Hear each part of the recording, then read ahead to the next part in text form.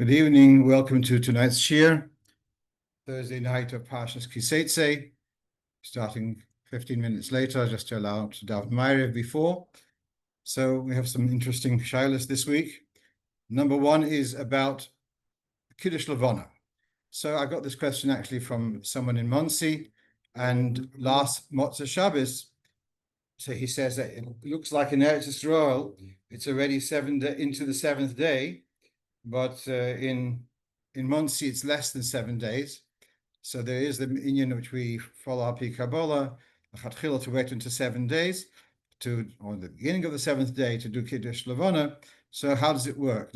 So actually, it's a misunderstanding on the part of the person who asked the question, and that is because the time which is advertised, the list of moildos, which we have in the Luchos and the Sedra, that time is actually the time of Yerusholayim, of the area of Yerusholayim. It's not totally accurate. The time which is in the Moiled is not the same as local Israeli time, because once the world was divided into 24 time zones, so the time zone of Eretz Yisrael is according to the longitude of Cairo. So it's a little bit 20 minutes off or something, but meanwhile, it's the time of Eretz Yisrael. So therefore, this is what you have on the screen is from the Sefer Yisrael V'Hazmanim, very much a contemporary, talking about that the times are based upon the area of Yerusholayim, and therefore, to what you can see on the screen, that when it says on the Luach that the Moilad is at 3 a.m. on Sunday morning, so that in New York would be 8 p.m. So Motzei Shabbos, 8 p.m. is already going to be 3 o'clock in Yerushalayim. So if the Moilad works out that 3 a.m. is into the seventh day from the Moilad, then at 8 p.m. in America, in the New York area, you could already do Kiddush Levono. Okay, I'm just going to close the window, not to hear all this noise of the traffic.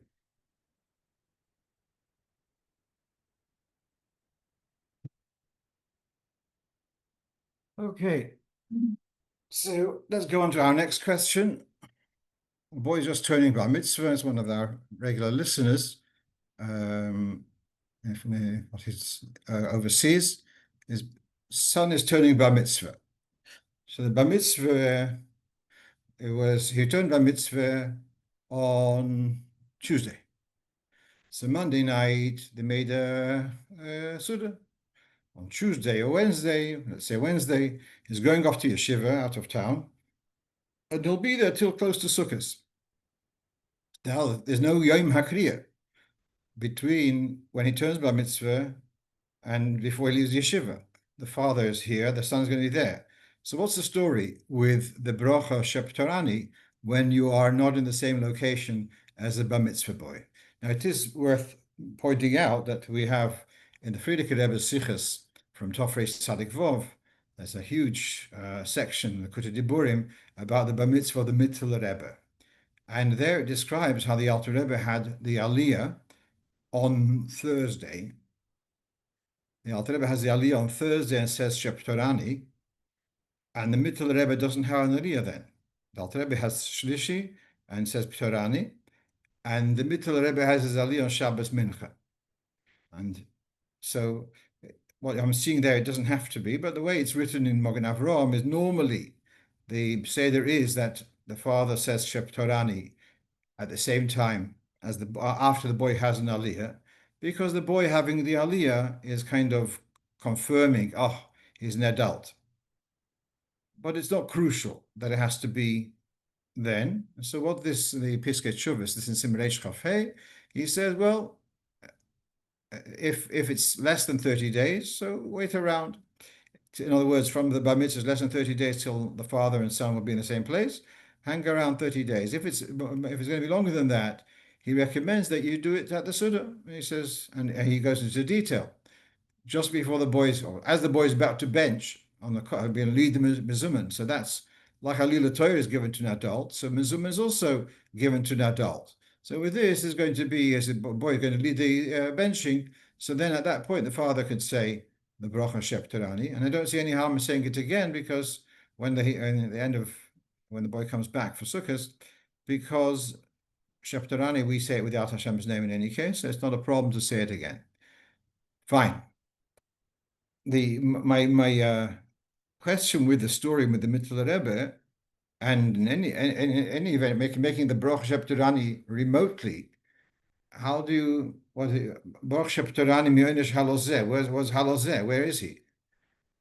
Or you point to him with the eye, if he's not there, the brocha would have to be modified. So that makes it a little bit awkward. Okay, let's move on to the next question, and that is that this parasha Seitzei. So at Shabbos Mincha, the Bal Korei is standing there, and a boy comes to the Torah, and on the previous column, it says also Seitzei, v'nishmarta v'Seitzei machane alavecha, nishmarta mikol davara. That's near the end of Parshas Shoftim. So he shows to the boy, or whoever has the Alil Torah, there it says Seitzei. Now, I'm going to confess I had exactly the same thing this past Monday, but to my good fortune, the one who had the Aliyah realized I had pointed to the wrong place. And so he corrected me and he said the brocha right. So here's the question: if he said the brocha, thinking that it's meant to read from that column, and now it turns out it's meant to read from the following column, does he have to do the brocha again? So here you have in Shulchan Aruch Siman Kuf Mem in Orach Chaim, person has a little Torah, he was shown where he should be reading, and he said the brocha, began reading or didn't start, and he was reminded, no, it's a different parsha. So he rolled the Sefer Torah to the right place. And all right, so now yesh oimrim, that you don't have to say a brocha again. Yesh oimrim shetzarich. And now those who say that you do have to repeat the brocha, and indeed minhag Ashkenaz is that we do have to repeat the brocha. Now I've told the story before. I had once I was called up on Shabbos Parshas Mishpatim, called up for maftir, and then as they were reading maftir of Mishpatim, said, "Oh, it's Shabbos Shkolim." So he had to roll it to Parshas Shkolim, and I had to say a new brocha because it was totally different part. I had no intention to. I totally forgot it was Parshas Shkolim, whatever. So I have to make a new brocha. Here it's a little bit less. It's on the same. It was both Seitzes were on the same. Were both in front of you. So here you have the Sharei Ephraim, who says if it was on the same column, in other words, he was shown on the same column and he has to read somewhere else on the same column, you don't have to repeat the brocha. But he says if he was shown on a different column, he would have to repeat the brocha, even though the correct section was exposed in front of him. When you make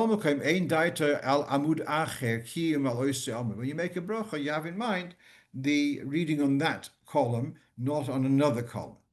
So according to the Shari Ephraim Margolis, this fellow who had the Aliyah would have to repeat the brocha. But the Mishnah Berurah in Siman Kuf Mem, he writes, even if the place where he was shown was from last week's Sedra, as in this instance, since this week's Sedra was also in front of him, Datu al kol mashe megula.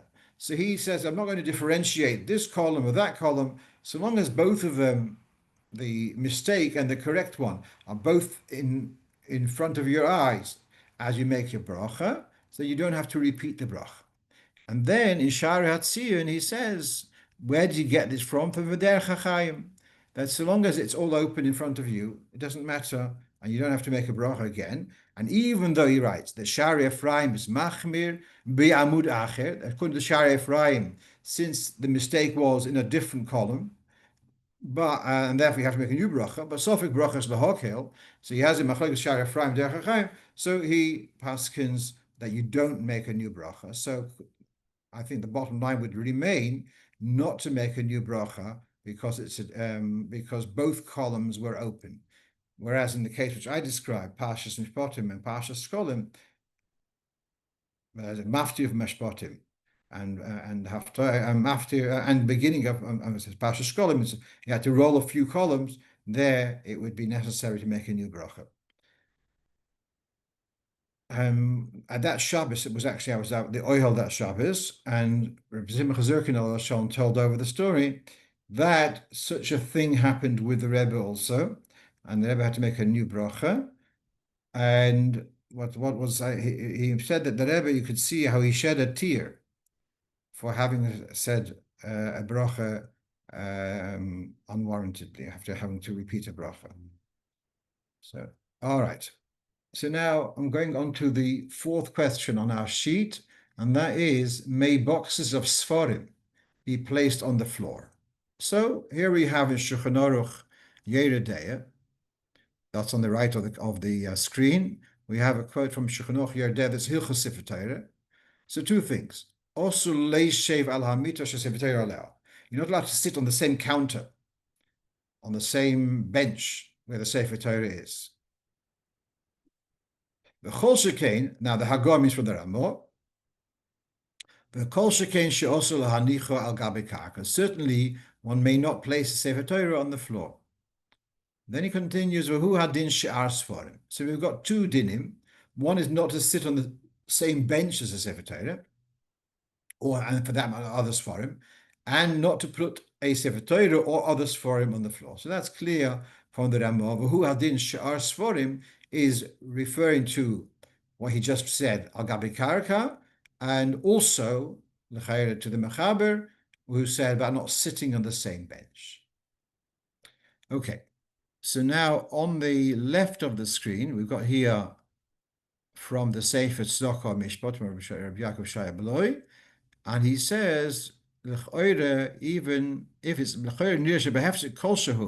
even with a small interruption, something in between, is no longer called al gabi karka. Then he refers to the Bnei Yoino and the Das Kedoshim, and talking about what for the Seforim are in a container, about making a reshus, and I'm going to look at that. So, what's this Das Kedoshim and Bnei Yoino? So you have the Bnei Yoino was written by, I believe, Rabbi Yoino Lansdorfer, who also wrote the Sefer Me'il Tzedakah, if I'm not mistaken. These halachas are about Stam, about Sefer Torah, Tefillah, and Mezuzah. Then we've got the Das Kedoshim, who wrote a commentary on the Bnei Yoina. So we've got a Sefer, and so the Das Kedoshim was written by the Bachosha Rav, Abraham David Varman, brilliant, posek, very, very humble person. That's the Das Kedoshim. On the same page, there's another couple of Meforshim. One is called Gedulei Hekdesh, and we're going to go through one by one. So he's picking up L'sh'ar Seforim, that the din of respect, not sitting on the same bench, and not sitting on the floor, not putting on the floor, other Seforim too. Mashe Kostvu Acharoinim, that which written in Acharoinim, not to sit on a safsol, on a bench, Shel Gaba Seforim, where there are Seforim on the same bench. Kim Keshegevoyim Al Gabe Metaltil Tefach, Shel Gabe Hasafsol. That shouldn't be sitting on the same bench with Seforim, but if the Seforim are on some metaltal, it means like a movable object, which is a tefach, and the Seforim are sitting on this block, which is sitting on the bench, so that is okay. So he says, Ulai, kashas Seforim bechli kil. Perhaps if the Seforim are already inside a keli, inside a box, let's say, then it's more lenient, more permissible to sit on the same bench with the Seforim. So again, you're sitting on a bench, and there's also a box with Seforim inside. He says that possibly is okay, although otherwise, if it's Sefer alone, it'd have to be on an item, which is a tefach high, to separate it from the bench. But if it's in a box, perhaps that's okay, even though the bottom of the box is less than a tefach. How much more so if the box is dal tfochim and it's got the height of 3 tfochim, makes it more of a chosheva entity. So sitting on the same bench as Seforim in a box, he says it's okay. Ve'ulai gam al gabe karka kil bekach letzoyrech ksas. Now, this is saying the following. He's not saying it's okay to put Seforim on the floor. He's saying if Seforim are inside a keli, inside a box, letzoyrech ksas, that is okay. So that will be sure. I mean, you go into Meicher Seforim, and they've got boxes. Of course, they are sitting on the floor, and many were stacked up. That's accepted. Or if they are not in a box, then at least there has to be something. They shouldn't be directly on the floor. When there's a hefsek, where he said hefsek kol shehu loy mikri agabe karka. Not to put directly on the ground, but if you put something in between, even a sheet of cardboard, possibly would also be enough. Now, again, I've just read here that it's okay al gabe karka. And that's, as I said, a bit ambiguous. And I'm saying al-karka means with a box. In case you wanted to challenge me, I'm going to challenge you back. You have here the Gedulei Hektish, and he said, the kos of oid, adas kedoshim, gam lo niach Seforim al gabe karka kil kesheheim betoich kli. So there's no heter to put Seforim directly on the floor. The Ramah says it's not allowed. And the heter is only if it's in a box. And then that retains a degree of respect, and that's why it's okay. Right, that's one more thing I want to share with you before going to got quite a few feedbacks. So here it comes Yomtov, and as we open the Oron Kodesh to take out the Sefer Torah for Krias haTorah, we have a special tefillah. Ribono shel olam, ma'ale mishalos libi l'toivo, v'hofek tzoni, we mention my name, my mother's name. And in the process of that tefillah, we say the following: V'yiskayim bono, may it be fulfilled with us. Mikrosha kosuk, the posuk, v'nocha ol of ruach Hashem, may a spirit of Hashem reside upon him. Ruach chochma vino, a spirit of wisdom and understanding, ruach etzagvur, of counsel and might, ruach das yes Hashem, of knowledge and fear of Hashem. Now this posuk is a posuk written about Moshiach, and there are very beautiful sichos where the Rebbe spoke about how the idea that each person has within them the nitzos of Moshiach, because otherwise you've got his question. And indeed, the Munkacher Rov the Munkacher was very much into nusach tefillah. I think it's called Maimen Nusach HaTefillah, possibly. In my Sedra, I have a reference to where the Munkacher talks about it. I looked it up today. And he wonders, how are regular people saying, may it be fulfilled within us? Ruach, this prophecy of the spiritual qualities which will be given to Mashiach. Okay, so that's so we have this very beautiful idea that each person has a nitzos of Mashiach, and that should be fulfilled within them. Now, I came across recently something which was bothering me, and that is written, I don't know whether the name Solomon Dubno, Shlomo Dubno, means anything to anyone on the listening, but I seem to remember that is mentioned in the Frierdiker Rebbe's writings as one of the early maskilim, as an associate of Mendelssohn. So I came across this comment attributed to him or someone of his associates to say the following: that this piece of Yiskayim Bono Mikra Shekosov was added to this tefillah in the times of Shabtai Tzvi, when Shabtai Tzvi was in prison.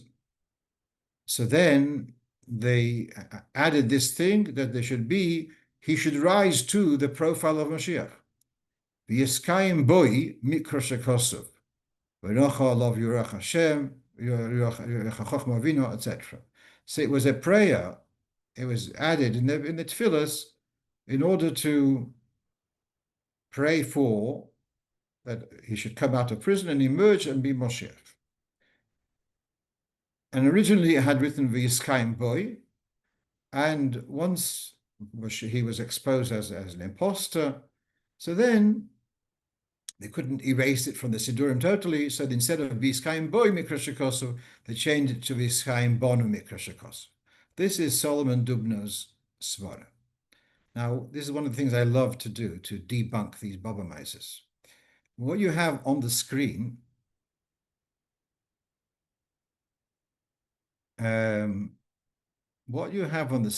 is, you think it's different? All right. What you have on the screen is a Sefer Shar Eitzion. Yeah, this is a Sefer of, should we say, short fillers, which are not in the Siddur. And it has Krisha Shalamito, it might have Tikkun Chatzos, it has things which were not in a regular Siddur. This was put together by Reb Nosson Noto Hanover, and it's basically based upon the Arizal. And indeed, in Pri Eitz Chaim, it's mentioned to say this tefillah by Shalosh Regolim. However, in Pri Eitz Chaim, it doesn't have the full text, so there's still room for that hypothesis. But this is printed in Prague, and it's in the year Tov Chof Beis. The history, the way I could read up, Shabtai Tzvi's coming out, big publicity, was in Tov Chof Hei.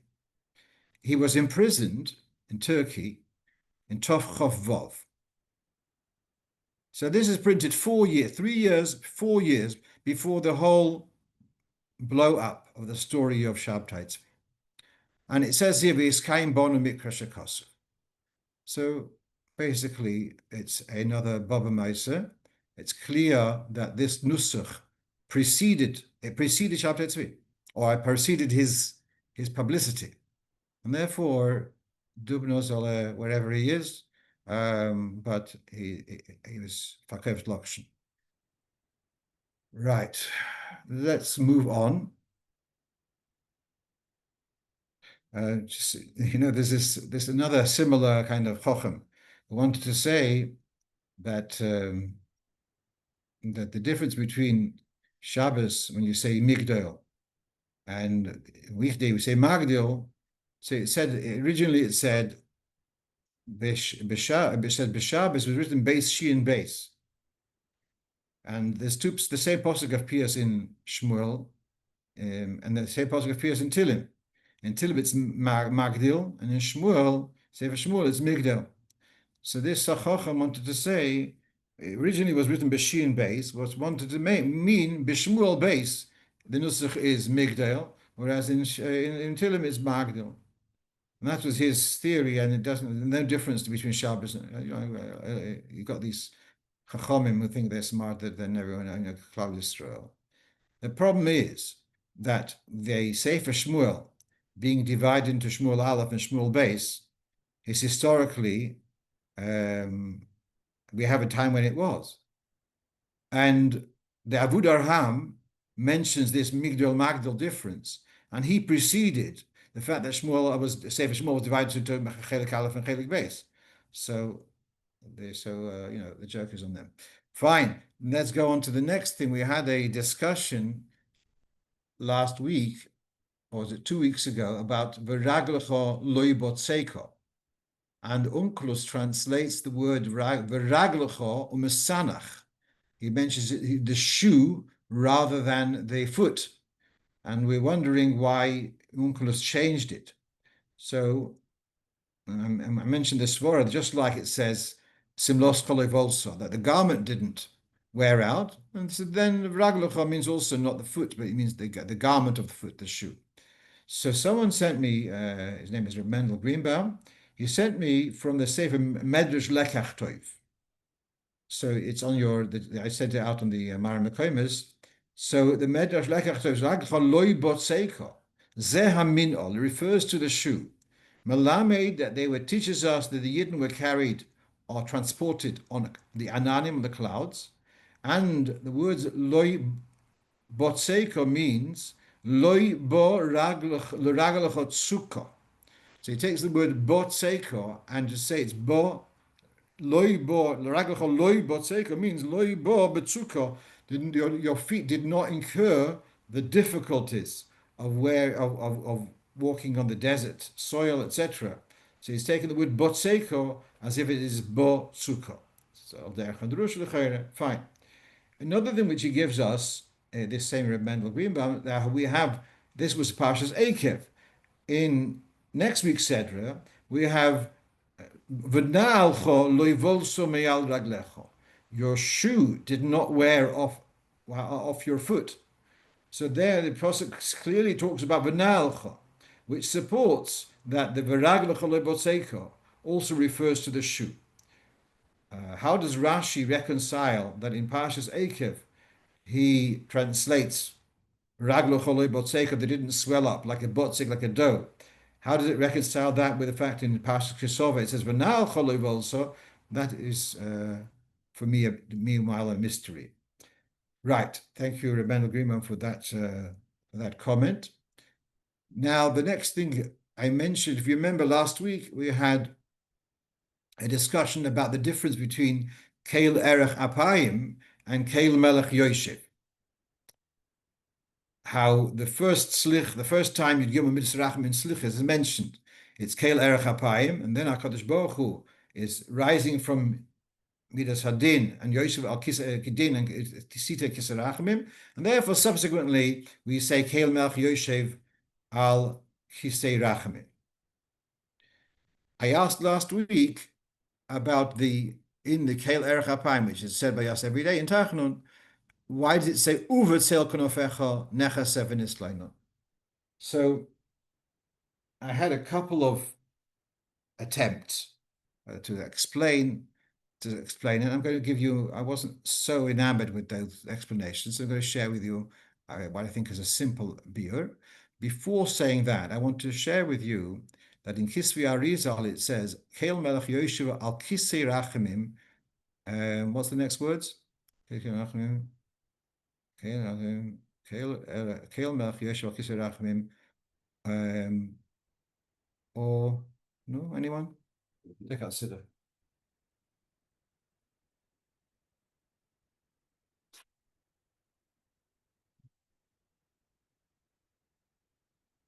Should have had it on the screen, I know, but yeah.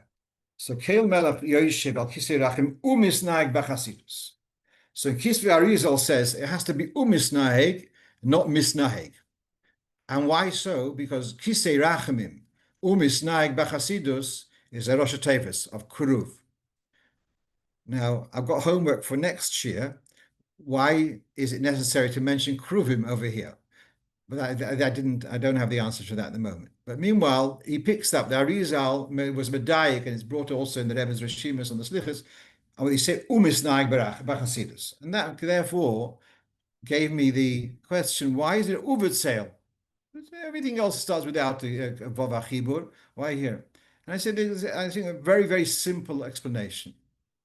Without that Vav, we would have read quite simply, we would have read, as it's written in the Torah, that we shall take shelter under your wing and rest there. So in order to distance from that misimpression, that is a posuk in the Torah, therefore there's a colon, but the Vav, the colon, sometimes the printers are not so careful about them. As you can see, the next line, I mentioned last week how in the Torah Ursida, there's only one colon over here after here you can see by Be'onon, he missed out the colon. Fine. But the Vav there, yeah, so is dividing. It's a new sentence. As it said, Onon, and the next part is Vayisatziv Meshom, and the next part is Veshom Ne'emar. Vayikro V'Shem Hashem Veshom. Okay, fine. So that's what I think is Poshta Pshat. Let's move on.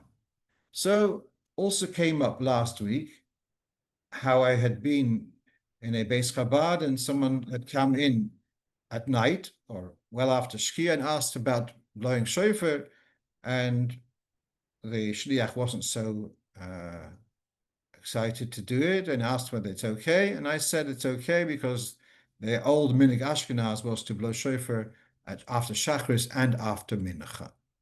So, and I'd said then that the shliach sentiment of not wanting to blow shofar by night was justified because shofar is a gevura, and by night we don't do inyanim of gevura, of tachanun, etc.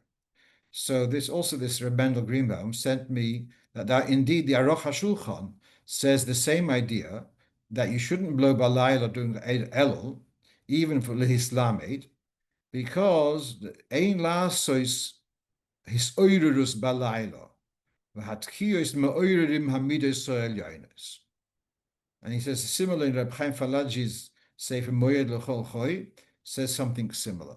And if you remember last week, I had said that the Minhag Ashkenaz Hayoshon of doing balayla was after Ma'ariv, but they used to daven Ma'ariv whilst it was still day, and therefore the balayla wasn't really balayla. What you have here is on the screen from Igros Moshe. What happens if they had forgotten to blow Krias at Shacharis and they remembered at Mincha? So that he says the Ramah says that they blow it at Ma'ariv, but with the poil, there were places that blow at Ma'ariv, but we don't follow that. And he says the loy mistaver yisku belaylo she'enu eis rotzen. So Reb Moshe Feinstein is also picking up on the same idea. But the Tchiyas Shofar balaylo is not an auspicious time. It's not recommended. Then he brings Chayodom, who says that which it says Baboiker or Al Arvis means by Mincha. Either way, so we have here that numerous sources do support this, that the idea of blowing balaylo is not really a good idea because of Gvuras, etc. Now, in the Nitei Gavril, someone showed to me, in Nitei Gavril he quotes those who disagree with the Chayodim. Chayodim had said that the Ba'erev means by Mincha, but there are the places which says that they would blow shofar on Motzei Shabbos. And that doesn't fit with Chayodim. It says it means that evening means by Mincha. So 2 points. Number one is, it could be you go basu, since most of the week it's Ma'ariv is early. All right, so Motzei Shabbos would blow after Ma'ariv, even though it's already nightfall. So the other thing I could say is that Motzei Shabbos is a Eis Rotzen. So a regular nighttime, you wouldn't blow shofar. Motzei Shabbos, one can be more easygoing about that anxiety. Fine. What else do we have here? Yeah. So the last point on our list is about saying Tachnun after sunset. And what I had said was that according to although the Alter Rebbe does mention a svara of Sofik Laila still to say Tachnun, but according to our minhag, that we don't do Nefilas Apayim in Slichas out of concern of saying Tachnun balaylo. So therefore it should be the same thing would be with not saying Tachnun. Sorry, with not to say Tachnun after Shkia.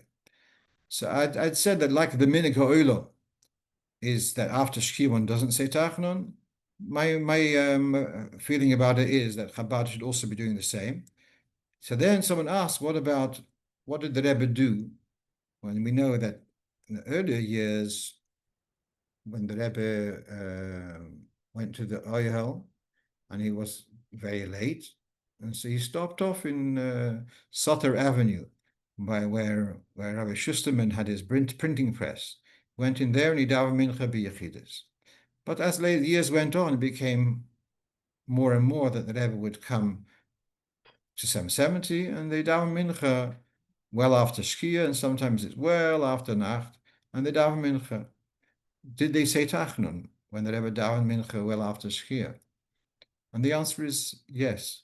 There's a sefer called Halichos Menachem, a recent publication, a sefer of it's the first of a series going through the Rebbe's Hanhagas, and they confirm indeed that was the Rebbe. They would say Tachan, unless it was a Chosn or something like that. Yeah, they would say Tachan. So, but my feeling is that that's no proof to our question.